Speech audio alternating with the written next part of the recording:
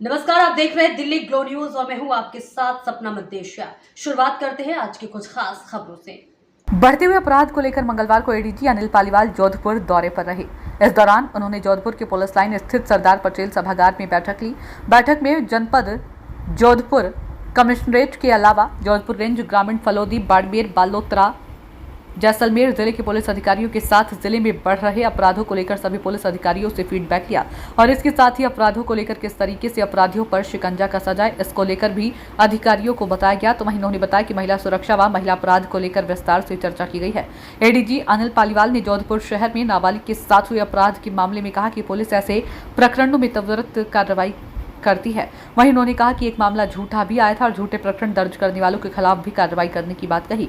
अपराध रोकथाम के लिए नफरी बढ़ाने, महिला एस्कॉर्ट, शक्ति एस्कॉर्ट बनाने के साथ ही पुलिस की गश्त बढ़ाने की बात कही। उन्होंने बताया कि महिलाओं के साथ हो रहे अत्याचारों और बच्चों के साथ हो रहे अत्याचारों को लेकर पुलिस सतर्क है और ऐसे कृत्य करने वालों को सख्त से सख्त सजा का भी प्रावधान है। हालांकि कानून कुछ बदलाव किया गया है, धाराओं में वो सभी को पता है। वांछित अपराधी भी कई पकड़े जा रहे हैं। पुलिस अपना कार्य कर रही है, परंतु आज यह जो अधिकारियों के साथ मीटिंग की गई, बढ़ते हुए अपराधों को लेकर इससे आने वाले समय में कोई भी अपराधी करने वाला पुलिस के शिकंजे से दूर नहीं होगा।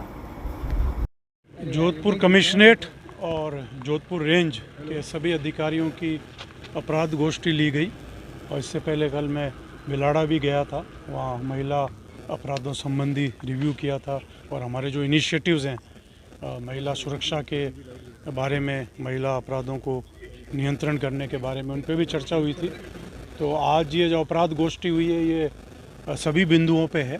उनमें महिला अपराधों पे नियंत्रण, उनमें त्वरित कार्रवाई, त्वरित तफ्तीश, इन सब के बारे में हमारा पूरा जोर है। और दूसरा बाकी जो क्राइम है जैसे नारकोटिक ड्रग्स की समस्या है, दूसरा वायलेंट क्राइम है, वेपन्स हैं, आर्म्स हैं, इन सारे बिंदुओं के ऊपर चर्चा हुई।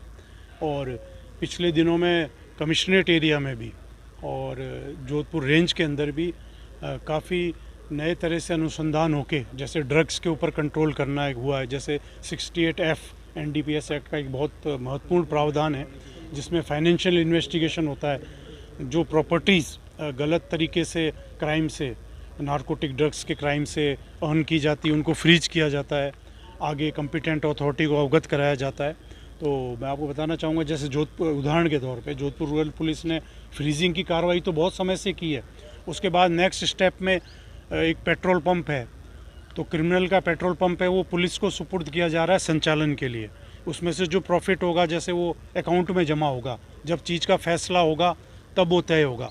तो इस प्रकार से गलत तरीके से ड्रग्स के काम करके जो अर्निंग की जा रही है उसको हर स्टेप दर स्टेप कंट्रोल किया जा रहा है। और ये एक बहुत एलेबोरेट प्रोसेस होता है, आप भी जानते हैं कि इसमें सारे लिंक ढूंढने पड़ते हैं।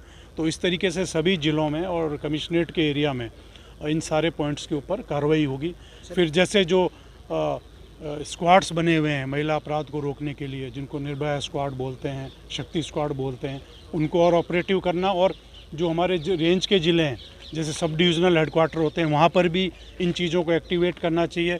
महिला कांस्टेबलों की जो संख्या है फोर्स में उत्तरोत्तर बढ़ रही है, तो उनका रोल भी इस तरह के क्राइम को रोकने के लिए और महिला पुलिस की प्रेजेंस बढ़ाना, महिला कॉलेज में, मार्केट प्लेस में, बाकी जगह, और इस तरीके से पूरा इस तरह का क्राइम कंट्रोल करने के लिए इनिशिएटिव्स लिए जाएंगे। और काफ़ी फीडबैक मिला तो इन पर कार्रवाई की जाएगी। जोधपुर कमिश्नरेट की बात करें तो अभी कुछ दिनों के बाद में अपराध बढ़ा है, जैसे गैंगरेप जैसी घटनाएं घटी, नाबालिग के साथ अपराध की घटना बहुत ज़्यादा बढ़ गई है सर। देखिए, ये जो प्रकरण हुए इनमें सब में त्वरित गिरफ्तारी हुई और इसमें टाइम बाउंड तफ्तीश होती है। आगे कोर्ट में भी जब पैरवी की जाती है तो पूरा केस ऑफिसर स्कीम की तरह ध्यान रखा जाता है। इनमें एक प्रकरण के बारे में आया था कि वो प्रकरण झूठा भी था और बाकी प्रकरण जो थे उनमें अपराधी आइडेंटिफाई हुआ। तो इस तरह की जो हर घटना होती है वो गंभीर घटना होती है और उसमें पुलिस की तरफ से त्वरित कार्रवाई करी जाती है पुलिस द्वारा। जो रोकथाम की बात है, अब इसमें मैं अवगत कराया जाऊंगा कि इसमें बहुत अभी हमारी पुलिस मुख्यालय स्तर पे सेमिनार हुई, तो इन अपराधों में देखा गया कि दो कैटेगरी आती है कि एक तो अपरिचित द्वारा क्राइम हो रहा है, एक परिचित जो मित्र भी है, रिश्तेदार भी है, उसके द्वारा क्राइम हो रहा है। तो आप क्योंकि सारा समाज में देखते होंगे कि इस दोनों तरह से चीज़ होती है, तो दोनों ही चीज़ें गंभीर है, दोनों में ही अपराधी पकड़े जाने चाहिए। अपरिचित वाला और चैलेंजिंग होता है क्योंकि अननोन क्रिमिनल और ज़्यादा डेंजरस होता है। तो दोनों आयाम इसके अंदर हैं।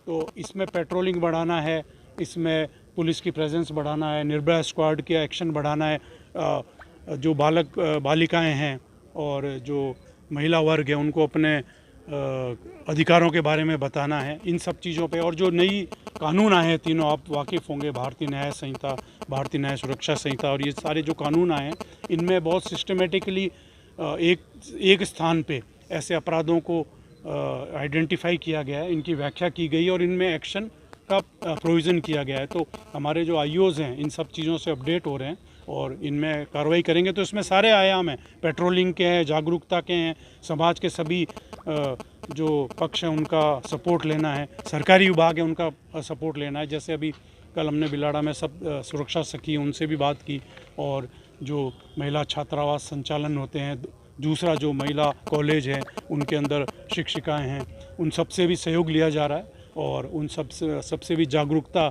आती है। तो ये सारे प्रयास किए जा रहे हैं। सर, लॉ एंड ऑर्डर को लेकर कोई नया प्रयास या नया कोई टास्क आपने किया होगा?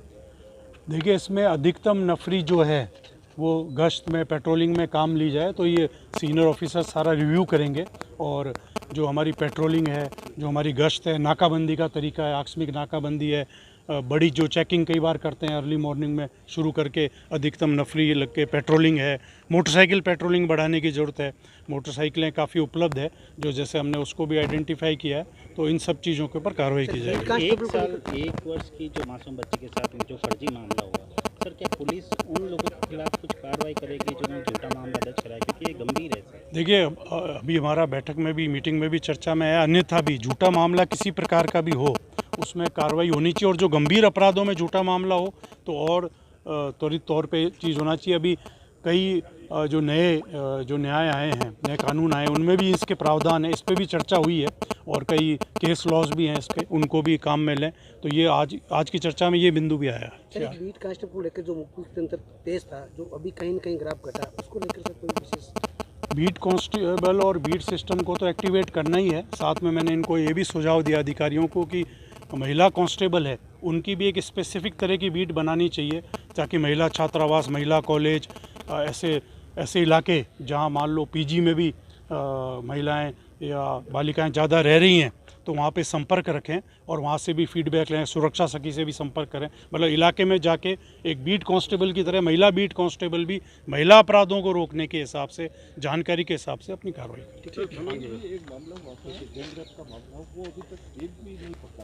उस पर अभी पुलिस अधीक्षक महोदया से वार्ता हो गई है, उसमें टीमें पूरी लगी हुई है और उसमें कई क्रिमिनल्स की और एक्टिविटी भी रही है।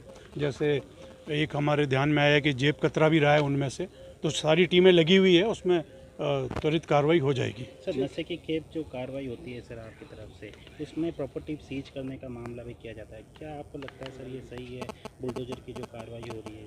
देखिए, 68 सीज करने वाली जो 68 NDPS में इसका पूरा प्रावधान है और जिसके तहत ये कार्रवाई होती है।